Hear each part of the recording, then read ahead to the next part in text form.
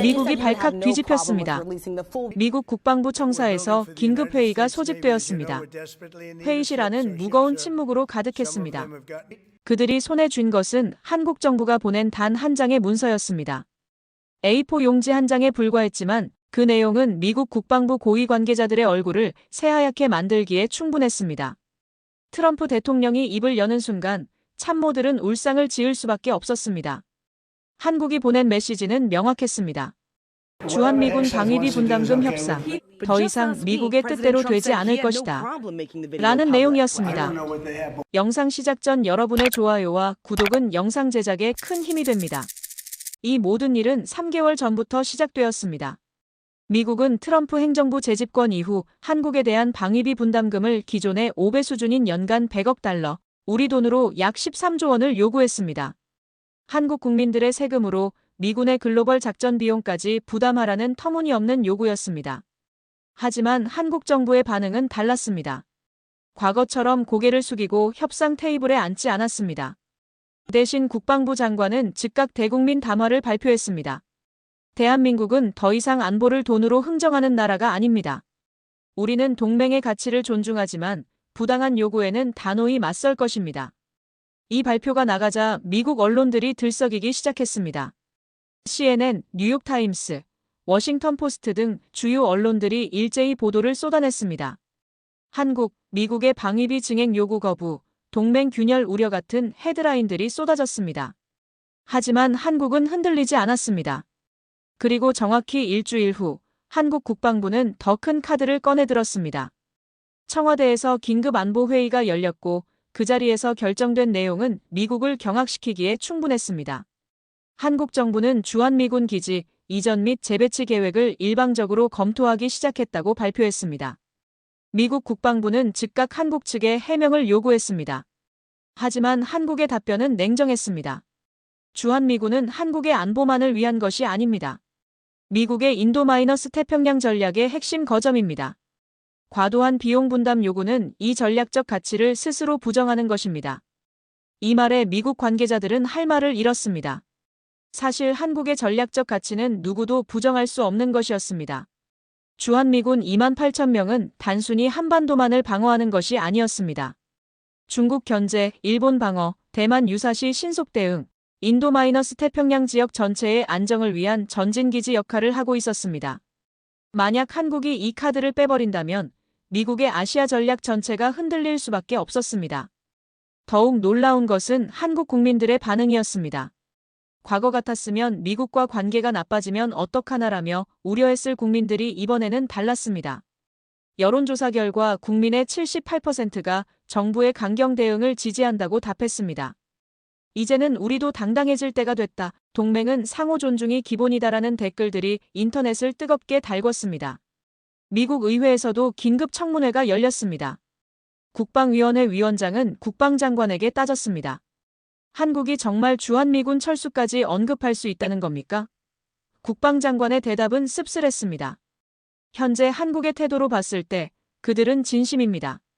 우리가 생각했던 것보다 훨씬 더 강한 의지를 보이고 있습니다. 바로 그날 저녁 한국 외교부는 또 하나의 폭탄 발표를 했습니다. 한국이 독자적인 미사일 방어체계 구축을 위해 이스라엘, 프랑스, 영국과 협력을 논의하고 있다는 내용이었습니다. 이것은 명백한 신호였습니다. 미국이 아니어도 우리는 우리 스스로를 지킬 수 있다는 메시지였습니다. 워싱턴의 밤은 길었습니다. 백악관 상황실에는 불이 꺼지지 않았습니다. 그들은 이제 깨달았습니다. 한국은 더 이상 70년 전 그 나라가 아니라는 것을. 세계 10위권 경제대국, 첨단기술 강국, 문화 강국으로 성장한 한국은 이제 미국과 대등한 목소리를 낼 수 있는 나라가 되었다는 것을 말입니다. 다음 날 아침 전 세계 언론이 주목하는 가운데 한국 국방부는 기자회견을 열었습니다. 브리핑룸은 국내외 기자들로 발 디딜 틈이 없었습니다. 모두가 한국이 어떤 카드를 꺼낼지 숨을 죽이고 지켜봤습니다. 국방부 대변인이 단상에 올랐습니다. 그의 손에는 두툼한 자료집이 들려 있었습니다. 그가 입을 열자 플래시 세례가 쏟아졌습니다. 오늘 우리는 대한민국 국방의 새로운 미래를 제시하고자 합니다. 바로 자주국방 2030 프로젝트입니다. 화면에 띄워진 프레젠테이션은 미국 관계자들을 경악시키기에 충분했습니다. 한국이 지난 10년간 비밀리에 준비해온 독자적 방어체계의 청사진이었습니다. 첫 번째 슬라이드에는 한국형 전투기 KF-21 보라매의 양산 계획이 나타났습니다. 2030년까지 200대를 생산하여 공군 전력의 핵심으로 만들겠다는 계획이었습니다. 하지만 이것은 시작에 불과했습니다. 두 번째 슬라이드는 더욱 충격적이었습니다. 한국형 미사일 방어체계 K-MD의 구체적인 사양이 공개된 것입니다. 이 시스템은 북한의 핵미사일은 물론 중국과 러시아의 장거리 미사일까지 요격할 수 있는 능력을 갖추고 있었습니다. 미국의 THAAD 시스템에 의존하지 않아도 되는 완전한 독자 체계였습니다. 세 번째 슬라이드에서는 한국형 이지스 구축함 추가 건조 계획이 발표되었습니다. 현재 3척에서 2028년까지 6척으로 늘리고 각 함정에는 SM-3 요격 미사일과 한국형 장거리 순항 미사일이 탑재된다는 내용이었습니다. 이것은 단순한 방어가 아니라 강력한 억제력을 의미했습니다. 기자회견이 진행되는 동안 워싱턴에서는 비상이 걸렸습니다. 미국 국무부, 국방부, CIA가 합동으로 긴급 대책회의를 소집했습니다. 그들이 가장 충격을 받은 것은 한국의 기술력이었습니다. 보고서를 검토하던 CIA 국장이 중얼거렸습니다. 이건 우리가 몰랐던 것이 너무 많습니다. 한국의 방산기술이 이 정도일 줄은. 실제로 한국의 방산기술은 세계를 놀라게 하고 있었습니다. K9 자주포는 이미 전 세계 10개국에 수출되어 세계 1위 자주포의 자리를 지키고 있었습니다. 천국-II 중거리 대공 미사일은 사우디아라비아, UAE 등 중동 국가들이 구매를 타진하고 있었습니다. FA-50 경전투기는 폴란드, 말레이시아, 필리핀 등에 수출되며 미국의 F-16을 대체하고 있었습니다. 한국 대변인은 계속해서 발표를 이어갔습니다. 우리는 지난 20년간 국방 R&D에 연평균 15조 원을 투자해왔습니다. 그 결과 우리는 이제 전투기, 전차 함정, 미사일, 레이더 등 거의 모든 무기체계를 독자적으로 생산할 수 있는 능력을 갖추게 되었습니다. 이 말에 회견장이 술렁였습니다. 그러자 미국 CNN 기자가 손을 들었습니다. 그렇다면 한국은 더 이상 미국의 군사 지원이 필요 없다는 말씀입니까? 대변인의 대답은 신중하면서도 명확했습니다. 우리는 여전히 한미동맹을 소중히 여깁니다. 하지만 동맹은 어느 한쪽의 일방적 희생이 아니라 상호 이익과 존중을 기반으로 해야 합니다. 바로 그때 더 큰 뉴스가 터졌습니다. 한국산업통상자원부가 깜짝 발표를 한 것입니다. 한국이 방산 수출 목표를 2030년까지 연간 300억 달러, 우리 돈 40조 원으로 설정했다는 내용이었습니다. 이것은 현재의 3배 규모였습니다. 더 놀라운 것은 이미 계약이 체결되었거나 협상 중인 수출건만 200억 달러에 달한다는 사실이었습니다. 폴란드는 K2 전차 1000대, K9 자주포 600문, FA-50 전투기 48대를 구매하기로 했습니다. 총 계약 규모만 150억 달러, 약 20조 원이었습니다.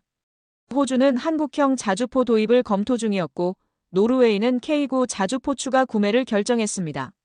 사우디아라비아는 천국-II 미사일 시스템에 큰 관심을 보이며 기술 이전까지 논의하고 있었습니다. 미국 방산업체들이 발칵 뒤집혔습니다. 록히드 마틴, 레이시온, 보잉 등 미국 방산 대기업들의 주가가 일제히 하락했습니다. 그들의 주요 시장이던 동유럽, 중동, 아시아 지역에서 한국 제품들이 무섭게 점유율을 높여가고 있었기 때문입니다.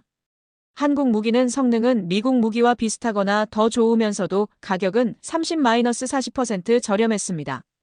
월스트리트 저널은 긴급 분석 기사를 냈습니다. 한국, 세계 방산 시장의 게임 체인저로 부상이라는 제목의 기사였습니다. 기사는 이렇게 분석했습니다. 한국의 방산 기술은 이미 미국, 러시아에 이어 세계 3위 수준에 도달했다. 특히 가성비와 기술 이전에 적극적인 한국의 전략은 개발도상국들에게 매우 매력적이다. 그날 저녁 한국의 주요 방산업체인 한화에어로스페이스, 한국항공우주산업, 현대로템의 주가가 일제히 상한가를 기록했습니다. 외국인 투자자들이 대거 매수에 나선 것입니다. 한국 방산의 미래 가치를 인정한 것이었습니다. 증권가 애널리스트들은 한국 방산주는 이제 반도체, 배터리에 이은 제3의 성장 동력이라고 평가했습니다. 한편 청와대에서는 대통령 주재 안보회의가 열렸습니다. 대통령은 참모들에게 말했습니다. 우리가 강해진 것은 미국을 배제하기 위함이 아닙니다. 진정한 동맹은 상호 의존이 아니라 상호 존중에서 나옵니다. 우리는 이제 미국과 동등한 파트너로서 협력할 준비가 되어 있습니다. 바로 그 시각 워싱턴의 국무부 청사에서는 한국 담당 관계자들이 긴급 보고서를 작성하고 있었습니다. 보고서의 제목은 명확했습니다. 한국의 전략적 자율성 확대와 미국의 대응 방안. 그들은 이제 깨달았습니다. 한국은 더 이상 협상 테이블에서 고개를 숙이는 나라가 아니라는 것을 말입니다. 미국 백악관 집무실. 대통령은 국가안보보좌관이 제출한 긴급 보고서를 읽으며 미간을 찌푸렸습니다. 보고서의 첫 문장은 충격적이었습니다. 한국의 반발은 일시적 감정이 아닌 치밀한 전략의 결과로 판단됩니다. 국가안보회의가 소집되었습니다. 회의실에는 국무장관, 국방장관, CIA 국장, 합참의장 등 미국 안보라인의 핵심 인사들이 모였습니다. 국방장관이 먼저 입을 열었습니다. 대통령님, 우리는 한국을 완전히 잘못 읽었습니다. 그들은 지난 5년간 이 순간을 준비해왔습니다. CIA 국장이 태블릿을 켜며 설명을 시작했습니다. 한국은 2020년부터 비밀리에 전략적 자율성 강화 프로젝트를 추진해왔습니다. 방산 자립화는 물론이고 외교적 다변화까지 포함된 종합 전략이었습니다. 화면에는 한국이 최근 5년간 체결한 주요 국제 협력 목록이 나타났습니다. 한국은 EU와 포괄적 전략 동반자 협정을 체결했습니다. 프랑스와는 차세대 전투기 공동 개발을 논의했고 독일과는 수소 에너지 협력을 확대했습니다. 영국과는 사이버 안보 협력 체계를 구축했습니다. ASEAN 국가들과는 경제 안보 협력을 강화하며 K-방산 벨트를 구축했습니다. 심지어 중동 국가들과도 방산 에너지 협력을 확대하며 영향력을 키워왔습니다. 국무장관이 한숨을 쉬며 말했습니다. 문제는 이것뿐만이 아닙니다. 한국은 이미 글로벌 외교 무대에서 미국 없이도 충분히 영향력을 발휘할 수 있는 위치에 올라섰습니다. 그의 말이 사실이었습니다. 한국은 G20 정상회의 APEC, ASEAN3, 동아시아 정상회의 등 주요 국제회의에서 점점 더 큰 목소리를 내고 있었습니다. 합참의장이 군사적 측면을 분석했습니다. 한국군의 전력은 우리 예상을 훨씬 뛰어넘습니다. 그들의 육군은 세계 6위, 해군은 8위, 공군은 9위 수준입니다. 특히 미사일 전력은 세계 최상위권입니다. 그는 계속 말을 이었습니다. 현무-3 순항미사일의 사거리는 3000km로 중국 주요 도시를 타격할 수 있고 현무-4 탄도미사일은 북한의 지하 벙커도 뚫을 수 있습니다. 더 충격적인 사실이 공개되었습니다. 한국은 이미 독자적인 군사 정찰 위성 체계를 구축하고 있었습니다. 2023년부터 정찰 위성 5기를 순차적으로 발사하여 2025년에는 완전한 독자 감시 체계를 갖추게 됩니다. 이것은 한국이 더 이상 미국의 위성 정보에 의존하지 않아도 된다는 의미였습니다. CIA 국장이 또 다른 보고서를 펼쳤습니다. 경제적 측면도 주목해야 합니다. 한국의 GDP는 1조 8천억 달러로 세계 10위입니다. 1인당 GDP는 이미 3만 5천 달러를 넘어섰습니다. 더 중요한 것은 기술력입니다. 화면에는 한국이 세계 1위를 차지한 분야들이 나열되었습니다. 반도체, 메모리, 스마트폰, 조선, 디스플레이, 2차 전지, 오지 통신 장비. 목록은 끝없이 이어졌습니다. 특히 삼성전자와 SK하이닉스가 장악한 메모리 반도체 시장은 전 세계 점유율 70%에 달했습니다. 미국의 첨단 무기 시스템에도 한국산 반도체가 들어가는 상황이었습니다. 만약 한국이 반도체 수출을 제한한다면 국방장관의 질문에 회의실이 무거운 침묵에 빠졌습니다. 국가안보보좌관이 정리했습니다. 우리의 가장 큰 실수는 한국을 여전히 의존적인 동맹국으로만 봤다는 것입니다. 하지만 현실은 달랐습니다. 한국은 이미 기술 강국, 경제 강국, 군사 강국으로 성장했습니다. 그들은 더 이상 우리의 보호가 절실히 필요한 나라가 아닙니다. 바로 그때 또 다른 충격적인 소식이 전해졌습니다. 한국이 인도, 호주와 함께 인도-태평양 안보협의체 창설을 제안했다는 것입니다. 미국을 배제한 채 영내 국가들끼리 안보 협력을 강화하겠다는 의도였습니다. 이것은 명백한 신호였습니다. 미국이 없어도 우리는 우리끼리 협력할 수 있다는 메시지였습니다. 호주와 인도의 반응은 놀라웠습니다. 두 나라 모두 한국의 제안에 긍정적으로 답변했습니다. 호주 국방장관은 성명을 통해 한국은 신뢰할 수 있는 안보 파트너라고 평가했습니다. 인도 외교부도 영내 국가들 간 협력 강화는 모두에게 이익이라며 환영 입장을 밝혔습니다. 미국 싱크탱크들이 긴급 분석 보고서를 쏟아내기 시작했습니다. 전략국제문제연구소 CSIS는 한국의 전략적 선택이 동아시아 안보 구도를 재편할 것이라고 예측했습니다. 랜드 연구소는 한국 없는 인도-태평양 전략은 불가능하다고 경고했습니다. 외교협회 CFR는 미국은 한국과의 관계 재정립이 시급하다고 촉구했습니다. 월스트리트의 반응도 냉정했습니다. 투자은행 골드만삭스는 보고서를 통해 한미 관계 악화 시 미국의 아시아 전략은 치명타를 입을 것이라고 분석했습니다. JP모건은 한국의 전략적 가치를 재평가해야 한다고 조언했습니다. 애널리스트들은 한국 관련 주식의 투자 등급을 일제히 상향 조정했습니다. 미국 의회도 들썩였습니다. 상원 외교위원회가 긴급 청문회를 열었습니다. 야당 의원들은 행정부를 강하게 비판했습니다. 우리의 가장 중요한 아시아 동맹국과의 관계를 이렇게 만든 책임이 누구에게 있습니까? 청문회장은 경론의 장이 되었습니다. 증인으로 나온 전직 주한 미국 대사는 말했습니다. 한국은 변했습니다. 우리도 변해야 합니다. 그날 저녁 뉴욕타임스는 일면 톱 기사로 이렇게 보도했습니다. 한국, 미국의 애노라고 말하다 마이너스 동아시아 질서의 지각 변동. 기사는 한국의 변화를 상세히 분석했습니다. 70년 동맹의 역사에서 한국이 이렇게 강력하게 미국에 반발한 것은 처음이다. 이것은 단순한 외교적 마찰이 아니라 근본적인 관계 재설정의 신호탄이다. 백악관은 위기를 실감했습니다. 대통령은 참모들에게 지시했습니다. 한국과의 협상 전략을 전면 재검토하라. 우리가 이룰 것이 무엇인지 정확히 파악하라. 그들은 이제 알았습니다. 한국은 더 이상 미국의 요구를 일방적으로 받아들이는 나라가 아니라는 것을 말입니다. 서울 용산 국방부 청사. 국방장관 집무실에는 연일 각국 대사들의 면담 요청이 쏟아지고 있었습니다. 프랑스 대사, 영국 대사, 독일 대사, 호주 대사. 모두가 한국의 다음 행보에 촉각을 곤두세우고 있었습니다. 그들은 한국의 결정이 자국의 안보와 경제에도 직접적인 영향을 미칠 것임을 알고 있었습니다. 프랑스 대사가 가장 먼저 한국 외교부 장관을 만났습니다. 장관님, 프랑스는 한국의 입장을 전적으로 지지합니다. 동맹은 상호 존중이 기본이어야 합니다. 그는 구체적인 제안을 꺼냈습니다. 우리 다쏘사는 한국과 차세대 전투기 공동 개발을 희망합니다. 기술 이전에도 전혀 제한을 두지 않을 것입니다. 이것은 미국이 절대 하지 않던 제안이었습니다. 영국도 움직였습니다. 영국 국방장관이 직접 서울을 방문했습니다. 그는 한국 국방장관과의 회담에서 한국은 이미 글로벌 안보의 핵심 파트너라고 치켜세웠습니다. 그리고 구체적인 협력안을 제시했습니다. 영국 해군의 차세대 구축함에 한국의 이지스 시스템 도입을 검토하고 있습니다. 또한 한국의 K9 자주포 기술에도 큰 관심이 있습니다. 독일의 접근은 더욱 전략적이었습니다. 독일 총리가 대통령에게 친서를 보냈습니다. 내용은 명확했습니다. 독일과 한국은 제조업 강국, 기술 강국이라는 공통점이 있습니다. 우리는 방산, 자동차, 화학, 에너지 등 전 분야에서 한국과의 협력을 강화하고 싶습니다. 독일은 이미 한국 배터리 기업들과 수조 원대 협력 계약을 체결한 상태였습니다. 아시아 국가들의 반응도 뜨거웠습니다. 싱가포르 국방장관이 서울을 찾았습니다.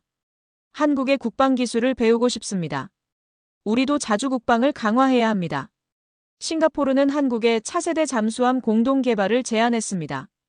베트남도 한국산 무기 도입에 적극적인 관심을 표명했습니다.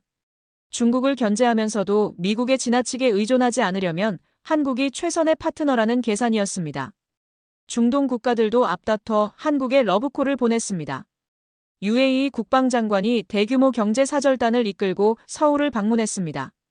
우리는 한국의 천국-II 미사일 방어체계 도입을 최우선으로 검토하고 있습니다. 금액은 문제가 되지 않습니다. 사우디아라비아는 더 큰 카드를 내밀었습니다. 한국과 방산 합작 공장을 사우디에 설립하고 싶습니다. 중동 전역에 한국 무기를 공급하는 허브로 만들겠습니다. 한편 일본은 미묘한 입장이었습니다. 표면적으로는 한미 관계 악화를 우려한다고 했지만 속내는 달랐습니다. 일본 방위성 관계자들은 비공개 회의에서 한국이 독자 노선을 강화하면 일본에도 기회가 될 수 있다고 분석했습니다. 하지만 동시에 한국의 방산 기술이 일본을 추월한 현실을 인정해야 했습니다. 일본의 자존심이 상한 대목이었습니다. 국제방산 시장이 급변하기 시작했습니다. 스톡홀름 국제평화연구소 SIPRI는 긴급 보고서를 발표했습니다. 한국의 무기 수출은 2024년 170억 달러로 전년 대비 120% 증가했다. 이는 세계 8위 규모다. 2025년에는 200억 달러를 돌파할 것으로 예상된다. 보고서는 한국을 떠오르는 방산 강국으로 규정했습니다. 더 놀라운 것은 수출 품목의 다양성이었습니다. 과거 한국은 주로 단순 무기나 부품을 수출했습니다. 하지만 이제는 달랐습니다. 전차, 자주포, 전투기, 잠수함, 구축함, 미사일 방어 시스템, 정찰 드론까지 거의 모든 무기 체계를 수출하고 있었습니다. 심지어 기술 이전과 현지 생산까지 포함한 토탈 솔루션을 제공했습니다. 폴란드 국방장관이 바르샤바에서 기자회견을 열었습니다. 우리가 한국을 선택한 이유는 명확합니다. 첫째, 기술력이 뛰어납니다. 둘째, 가격이 합리적입니다. 셋째, 신속한 납품이 가능합니다. 넷째, 기술 이전에 개방적입니다. 그는 덧붙였습니다. 미국 무기는 비싸고 납기도 오래 걸립니다. 독일 무기는 성능은 좋지만 너무 비쌉니다. 한국 무기는 최고의 가성비를 제공합니다. 한국 방산 업체들의 수주 잔고가 폭발적으로 증가했습니다. 한화에어로스페이스는 2025년 상반기에만 해외 수주 15조 원을 달성했습니다. 한국항공우주산업 KAI도 FA-50 전투기 수출로 8조 원의 계약을 체결했습니다. 현대로템은 K2 전차와 K9 자주포 수출로 12조 원의 실적을 올렸습니다. LIG넥스원은 대공 미사일과 레이더 수출로 5조 원을 기록했습니다. 이런 성과는 단순히 기업들만의 노력이 아니었습니다. 한국 정부의 전략적 지원이 뒷받침되었습니다. 방위사업청은 방산수출지원단을 만들어 해외 마케팅을 적극 지원했습니다. 외교부는 정상 외교를 통해 방산 협력을 확대했습니다. 산업통상자원부는 방산 기업들의 해외 진출을 위한 금융 지원을 강화했습니다. 한국의 방산 전시회가 세계적인 행사로 자리 잡았습니다.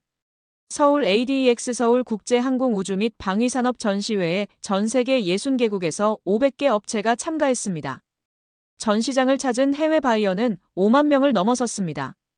특히 중동, 동유럽, 동남아 국가들의 국방장관과 합창의장들이 대거 방한하여 한국 무기를 직접 확인했습니다. 전시회 현장은 열기로 가득했습니다. K2 흑표 전차의 시범 사격을 보고 감탄사가 터져나왔습니다. K9 자주포의 신속한 전개 능력에 박수가 쏟아졌습니다. KF-21 보람의 전투기의 비행 시연에 환호성이 울렸습니다. 천국-II 미사일의 요격 성공률 99%라는 수치에 모두가 놀라워했습니다. 한국 무기는 이미 세계 최고 수준임을 입증하고 있었습니다. 미국 방산업체 대표들도 전시회에 참석했습니다. 하지만 그들의 표정은 밝지 않았습니다. 한 록히드 마틴 임원이 동료에게 속삭였습니다. 우리가 너무 안일했습니다. 한국이 이렇게 빨리 따라잡을 줄 몰랐습니다. 그들은 이제 한국을 경쟁자로 인식해야 했습니다. 더 이상 무시할 수 없는 강력한 경쟁자였습니다. 국제 군사 전문 매체들이 한국을 주목했습니다. 제인즈 디펜스는 특집 기사를 실었습니다. 한국, 글로벌 방산 비그 5진입 초읽기.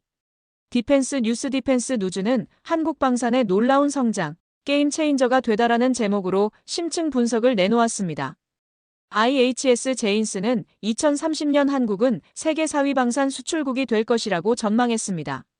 세계가 한국을 다시 보기 시작했습니다. 더 이상 원조를 받던 가난한 나라가 아니었습니다. 더 이상 미국의 보호를 받는 약소국이 아니었습니다. 한국은 이제 스스로를 지킬 힘이 있고 다른 나라를 도울 여력도 있는 당당한 국가로 성장했습니다. 이것이 바로 대한민국의 현주소였습니다. 워싱턴 D.C. 캐피톨 힐. 미국 상원 외교위원회 청문회장은 기자들과 방청객들로 가득 찼습니다. 오늘 청문회의 주제는 단 하나, 한미동맹의 미래였습니다. 증인석에는 국무장관, 국방장관, 인도-태평양 사령관이 나란히 앉아 있었습니다. 그들의 표정은 무거웠습니다. 외교위원회 위원장이 회의를 개회하며 입을 열었습니다. 신사숙녀 여러분, 오늘 우리는 매우 심각한 상황에 직면해 있습니다. 70년 동맹국인 한국이 우리의 제안을 거부했습니다. 이것은 단순한 방위비 협상 문제가 아닙니다. 미국의 아시아 전략 전체가 흔들리고 있습니다. 청문회장이 숙연해졌습니다. 민주당 베테랑 상원 의원이 먼저 질문을 던졌습니다. 국무장관님, 우리가 한국에 요구한 방위비 100억 달러는 적정한 금액입니까? 이것이 한국 GDP의 0.5%가 넘는 금액인데 말입니다. 국무장관이 답변했습니다. 그 금액은 협상 가능한 시작점이었습니다. 그러자 의원이 반박했습니다. 시작점이 과도하면 협상 자체가 성립되지 않습니다. 우리가 처음부터 실수한 것 아닙니까? 공화당 의원이 다른 각도로 공격했습니다. 한국은 작년에 방산 수출로 170억 달러를 벌었습니다. 그들이 돈이 없어서 못 내는 게 아니라 안 내는 겁니다. 우리가 너무 약하게 나간 것 아닙니까? 하지만 국방장관의 답변은 달랐습니다. 의원님, 한국은 이미 방위비로 연간 12억 달러를 부담하고 있습니다. 이것은 독일, 일본보다 높은 비율입니다. 게다가 한국은 자국 국방비로 GDP의 2.8%를 지출합니다. NATO 회원국 평균보다 높습니다. 또 다른 민주당 의원이 핵심을 찔렀습니다. 문제는 금액이 아니라 태도입니다. 우리가 한국을 동등한 파트너가 아니라 종속국처럼 대한 것이 문제 아닙니까? 청문회장이 술렁거렸습니다. 이 발언은 많은 의원들의 공감을 얻었습니다. 실제로 미국이 한국에 일방적으로 통보하는 식으로 협상을 진행한 것이 사실이었습니다. 전직 주한 미국 대사가 증인으로 나섰습니다. 그는 30년간 한반도 문제를 다뤄온 베테랑 외교관이었습니다. 위원장님, 의원 여러분. 저는 솔직히 말씀드리겠습니다. 우리는 한국을 완전히 잘못 이해하고 있었습니다. 청문회장이 조용해졌습니다. 한국은 더 이상 1953년 그 나라가 아닙니다. 그들은 세계 10위 경제대국이고 기술 강국이며 문화 강국입니다. BTS, 블랙핑크, 기생충, 오징어 게임. 한국 문화는 이미 세계를 석권했습니다. 그는 계속 말을 이었습니다. 군사적으로도 한국은 이미 자립 능력을 갖췄습니다. 그들의 육군은 60만 명, 최신 전차와 자주포를 갖추고 있습니다. 해군은 세계 6위 규모의 이지스 함대를 보유했습니다. 공군은 F-35와 KF-21로 무장하고 있습니다. 무엇보다 그들은 북한을 단독으로 억제할 능력이 있습니다. 그의 말에 의원들이 고개를 끄덕였습니다. 한국학 전문가인 하버드대 교수도 증언했습니다. 한국 국민들의 의식도 변했습니다. 과거에는 미국이 우리를 지켜준다는 생각이 지배적이었습니다. 하지만 이제는 우리도 미국을 돕는다는 인식이 강합니다. 실제로 한국군은 이라크, 아프가니스탄, 아덴만에 파병되어 미국을 도왔습니다. 한국 기업들은 미국에 수천억 달러를 투자하며 일자리를 만들었습니다. 삼성, 현대, LG. 이들이 미국 경제에 기여한 바가 얼마입니까? 싱크탱크 CSIS의 한국 담당 선임연구원이 데이터를 제시했습니다. 한국 기업들의 대미 투자는 2024년 기준 1,200억 달러를 넘어섰습니다.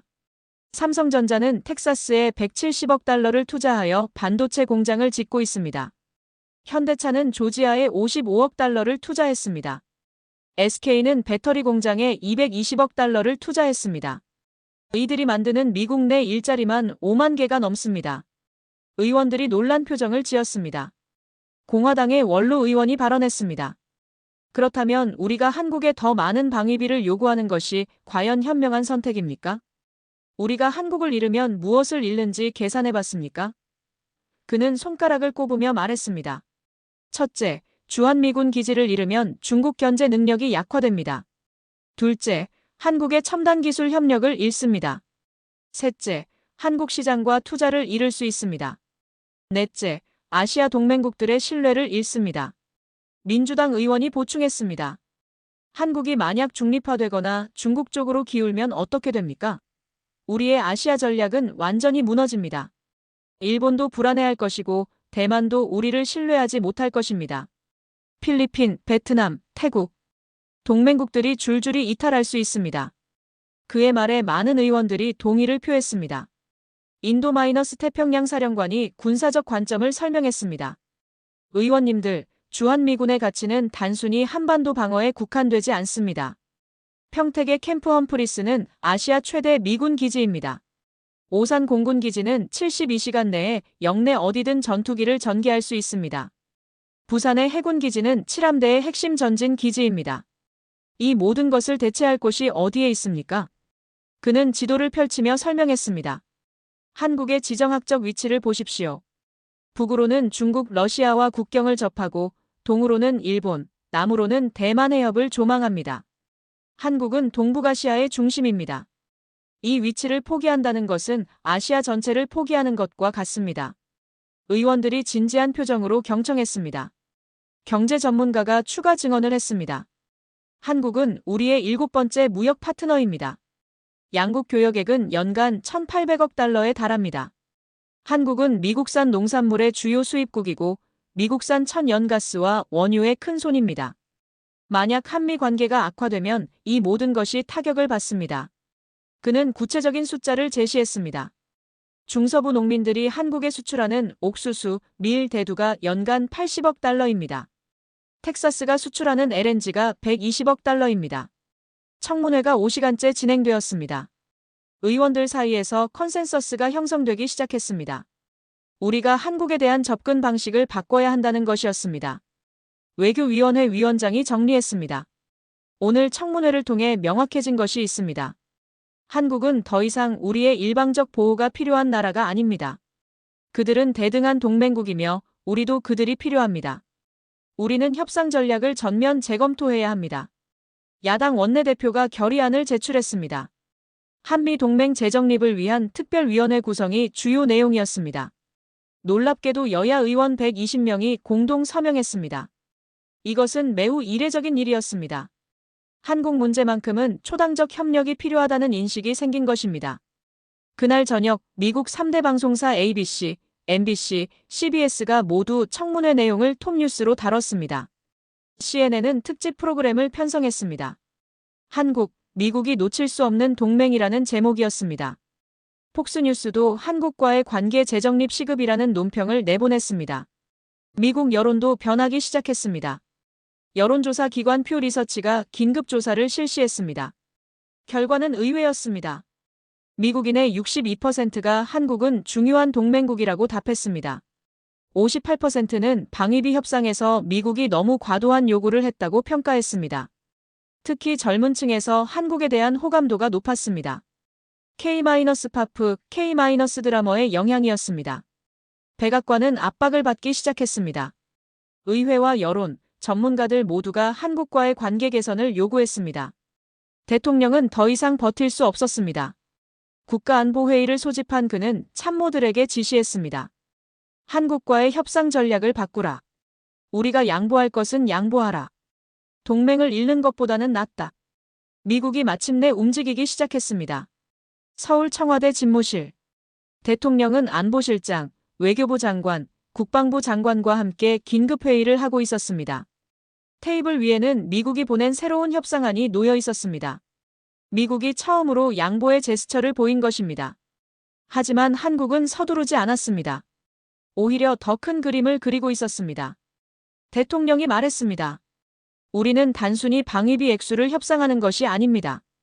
이번 기회에 한미 관계의 근본적인 틀을 재정립해야 합니다. 외교부 장관이 보고서를 펼쳤습니다. 대통령님, 우리는 3가지 핵심 카드를 준비했습니다. 첫째, 기술 협력. 둘째, 영내 안보 협력.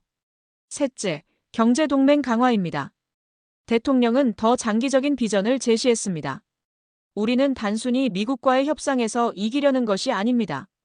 우리는 진정한 글로벌 중추 국가가 되어야 합니다. 그는 지도를 가리키며 말을 이었습니다. 한국은 지정학적으로 아시아의 중심입니다. 우리는 미국과도, 중국과도, 일본과도, 러시아와도 외교 관계를 유지하고 있습니다. 이것이 우리의 강점입니다. 외교부 장관이 보충했습니다. 우리는 선택적 해징 전략을 구사해야 합니다. 미국과의 동맹은 유지하되 중국과의 경제 협력도 포기하지 않습니다. 일본과는 과거사 문제를 관리하면서 안보 협력을 확대합니다. 러시아와도 경제 협력의 끈을 놓지 않습니다. ASEAN과는 신남방 정책을 통해 협력을 강화합니다. 유럽과는 기술경제 파트너십을 심화합니다. 국방부 장관이 군사적 측면을 설명했습니다. 우리 군의 독자적 작전 능력이 핵심입니다. 킬체인, 한국형 미사일 방어 체계, 대량 응징 보복 등 이른바 삼축 체계가 완성 단계에 있습니다. 이것이 완성되면 우리는 북한의 핵미사일 위협을 독자적으로 억제하고 대응할 수 있습니다. 이것은 한국이 더 이상 미국의 해고산에만 의존하지 않아도 된다는 의미였습니다. 대통령이 결론을 내렸습니다. 우리의 목표는 명확합니다. 첫째, 한미동맹을 대등한 관계로 재정립합니다. 둘째, 동맹의 범위를 안보에서 경제기술 우주로 확대합니다. 셋째, 미국 의존도를 줄이면서 전략적 자율성을 강화합니다. 넷째, 영내 중추 국가로서 다자 협력을 주도합니다.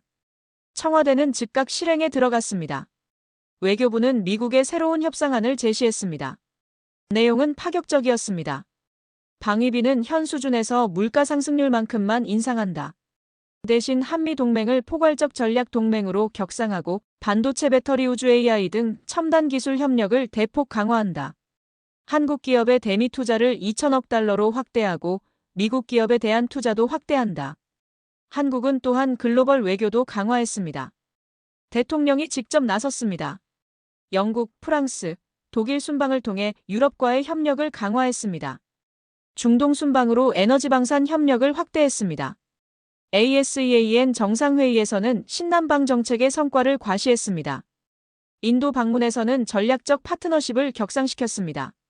세계 언론이 한국의 외교를 주목했습니다. 영국 파이낸셜 타임스는 한국, 중견국 외교의 새 모델이라고 평가했습니다. 프랑스 르몽드는 한국의 전략적 자율성이 아시아 질서를 재편하고 있다고 분석했습니다. 독일 슈피겔은 한국은 더 이상 미국의 위성국이 아니다라고 보도했습니다. 한국의 외교적 위상이 급상승했습니다. UN 안전보장이사회 비상임이사국 선거에서 한국은 압도적 표차로 당선되었습니다. G7 정상회의에 한국이 연속으로 초청받았습니다. NATO 정상회의에도 아시아 파트너로서 참석했습니다. OECD, IMF, 세계은행 등 국제기구에서 한국의 발언권이 강화되었습니다. 한국은 이제 명실상부한 글로벌 중추 국가로 도약하고 있었습니다. 경제대국, 기술강국, 문화강국, 그리고 이제 외교 강국으로 말입니다. 미국은 이 모든 변화를 지켜보며 깨달았습니다. 한국은 더 이상 협상 테이블에서 굴복시킬 수 있는 나라가 아니라는 것을 말입니다.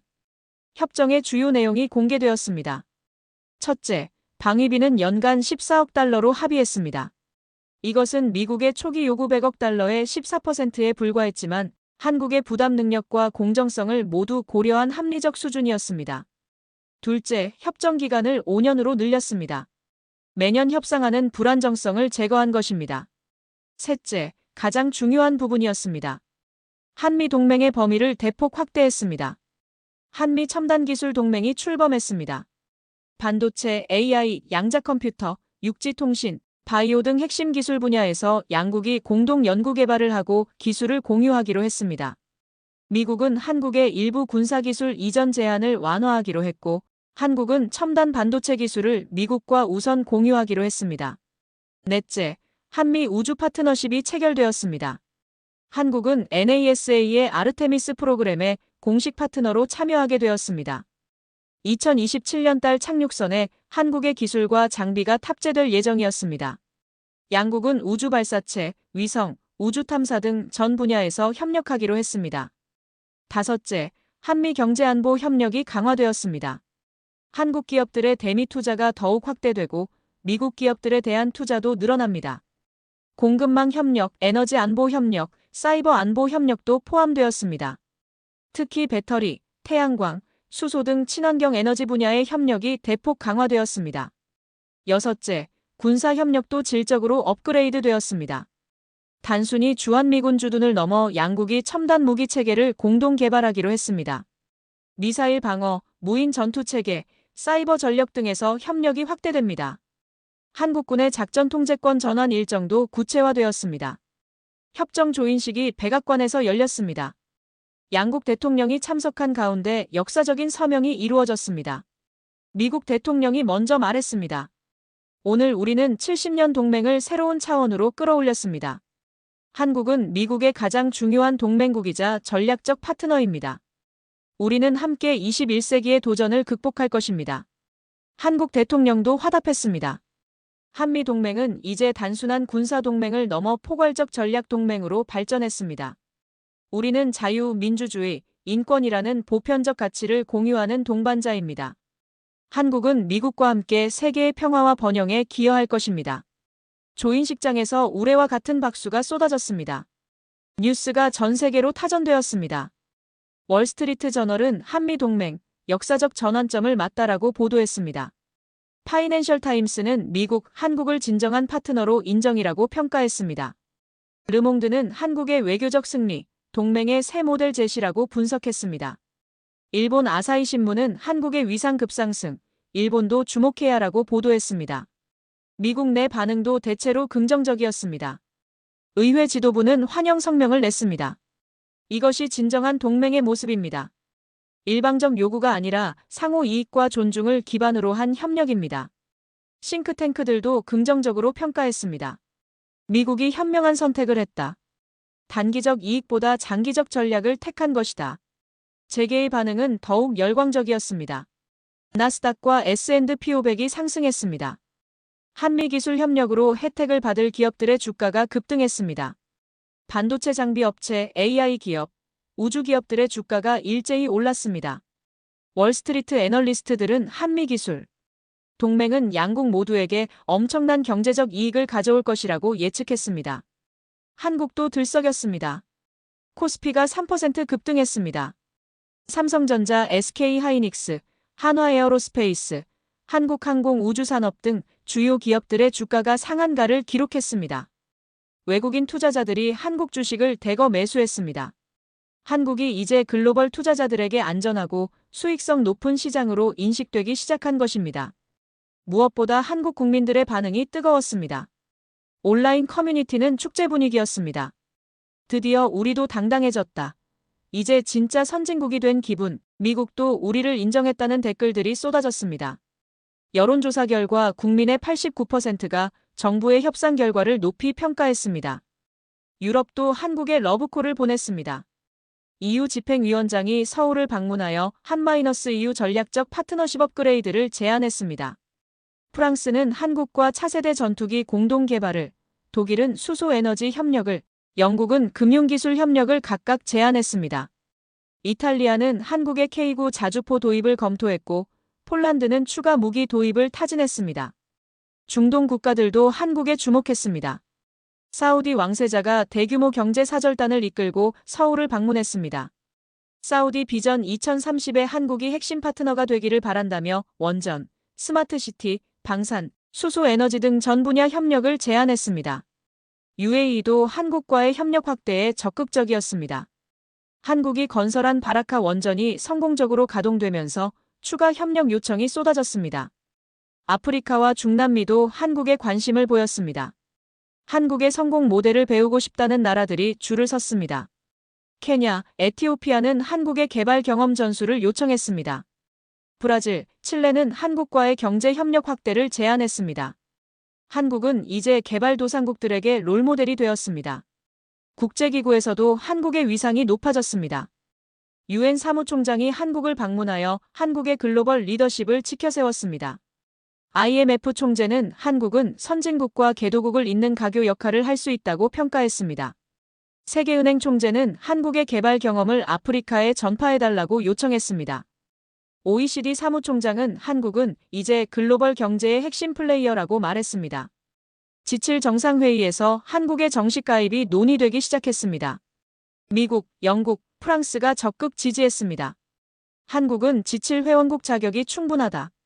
경제 규모, 기술력, 민주주의 가치 모든 면에서 손색이 없다. 일본은 미묘한 입장이었지만 반대하지 않았습니다. G7이 G8로 확대될 가능성이 커졌습니다. 다보스 세계경제포럼에서 한국 대통령이 기조연설을 했습니다. 한국은 분단과 전쟁의 폐허에서 일어나 세계 10대 경제대국이 되었습니다. 우리의 경험과 기술을 세계와 나누고 싶습니다. 한국은 평화와 번영의 가교가 되겠습니다. 연설이 끝나자 5분간 기립박수가 이어졌습니다. 세계 언론들이 한국을 재평가하기 시작했습니다. 이코노미스트는 특집 커버 스토리로 한국의 시대를 다뤘습니다. 타임즈는 한국 대통령을 올해의 인물 후보로 거론했습니다. 포브스는 한국의 부상 21세기 글로벌 파워라는 대형 기획 기사를 실었습니다. BBC는 다큐멘터리 기적의 나라 한국을 방영했습니다. 한국은 이제 명실상부한 글로벌 중추 국가가 되었습니다. 더 이상 특정 국가에 의존하지 않고 독자적인 목소리를 내며 세계 질서 형성에 참여하는 나라가 된 것입니다. 70년 전 전쟁의 폐허에서 시작한 나라가 이제 세계를 이끄는 리더가 되었습니다. 이것이 바로 대한민국의 놀라운 성취였습니다. 대한민국이 위대하다고 생각하신다면 대한민국 만세를 댓글에 적어서 대한민국의 위상을 높여주세요.